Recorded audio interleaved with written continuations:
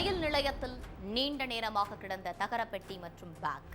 தகரப்பெட்டி மற்றும் பேக்கை திறந்து பார்த்த போலீசாருக்கு காத்திருந்த அதிர்ச்சி.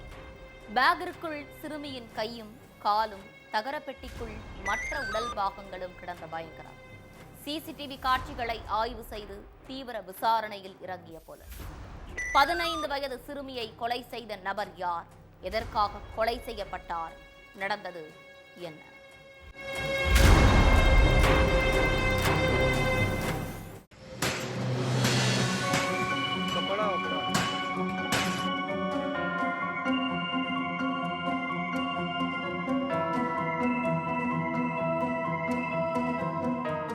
லக்னோவில் உள்ள ஒரு ரயில் நிலையத்தில் ரொம்ப நேரமா ஒரு தகர பெட்டியும் ஒரு பேகும் கிடந்திருக்கு. இதை பார்த்து அங்கிருந்த ரயில்வே போலீசார் அந்த தகர பெட்டியை திறந்து பார்த்திருக்காங்க. அதுல ஒரு இளம் பெண்ணுடைய உடல் பாகங்கள் கிடந்திருக்கு. இதை பார்த்து அதிர்ச்சி அடைஞ்ச போலீஸ் பக்கத்துல இருந்த பேகையும் திறந்து பார்த்திருக்காங்க. அதுல அந்த பெண்ணுடைய கையும் காலும் கிடந்திருக்கு. ஆனா தலை மட்டும் கிடைக்கல. இதனால அந்த உடல் பாகங்களை மீட்ட போலீஸ் கொலையாளிகள் யாருன்னு தெரிஞ்சுக்க விசாரணையில இறங்கினாங்க. முதல்ல அங்க உள்ள சிசிடிவி காட்சிகளை எடுத்து ஆய்வு பண்ணாங்க. அதுல ஒரு 3 பேரு அந்த தகர பெட்டியை அந்த ரயில்வே ஸ்டேஷன்ல வச்சுட்டு போன காட்சிகள் பதிவாகி இருந்திருக்கு. அதை வச்சு அந்த 3 பேரு யாரு, அவங்க எந்த பகுதியை சேர்ந்தவங்கன்னு எல்லாத்தையும் செக் பண்ணி இருக்காங்க. அதுல ஒருத்தர் தம்குஹி பகுதியை சேர்ந்த பிகன் அன்சாரின்னு தெரிய வந்துச்சு.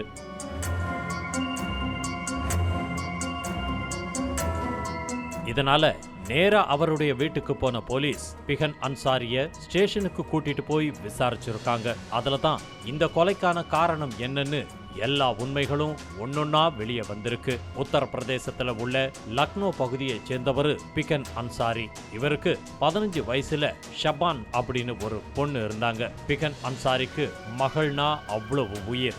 மகள் கேட்டதையெல்லாம் வாங்கி கொடுத்து ரொம்ப செல்லமா வளர்த்திருக்காரு. இதுக்கிடையில ஷபாவுக்கு மாற்று சமூகத்தை சேர்ந்த ஒரு சிறுவன் கூட பழக்கமாகி இருக்கு. அந்த பழக்கமே அவங்களுக்குள்ள காதலாவும் மாறி இருக்கு. அதையடுத்து 2 பேரும் ஜாலியா பார்க்கு ஹோட்டல்னு ஊர் சுத்திக்கிட்டு இருந்திருக்காங்க.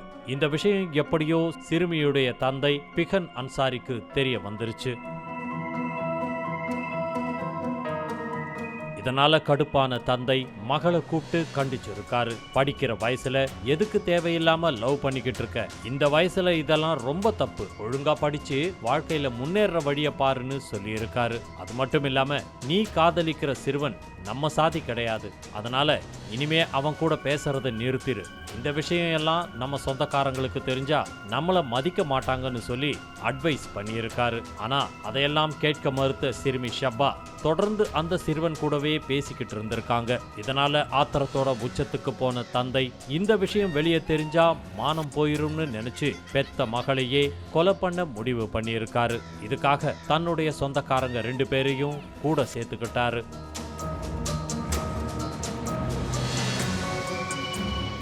சம்பவத்தன்னைக்கு ஷப்பா தன்னுடைய காதலன் கிட்ட போன் பேசிக்கிட்டு இருந்திருக்காங்க.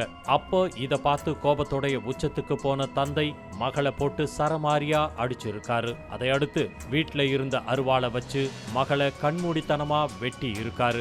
மகளுடைய உடல் பாகங்களை துண்டு துண்டா வெட்டிய தந்தை கை கால்களை ஒரு பேக்லையும் மற்ற உடல் பாகங்களை ஒரு தகர பெட்டிக்குள்ளையும் வச்சிருக்காரு. அதையடுத்து தன்னுடைய சொந்தக்காரங்க உதவியோட சடலத்தை மறைச்சு வைக்க பக்கா பிளான் போட்டு 3 பேரும் தலையை மட்டும் பக்கத்துல உள்ள ஒரு குளத்துல வீசிட்டு தகர பெட்டியையும் பேகையும் லக்னோவில் உள்ள ஒரு ஸ்டேஷன்ல வச்சுட்டு ஒண்ணுமே தெரியாத மாதிரி நாடகம் ஆடி இருக்காங்க. ஆனா சிசிடிவி காட்சி மூலமா எல்லா உண்மையையும் தெரிஞ்சுக்கிட்ட போலீஸ் தந்தை பிகன் அன்சாரி உள்ளிட்ட 3 பேரையும் அரெஸ்ட் பண்ணி சிறையில அடைச்சிட்டாங்க.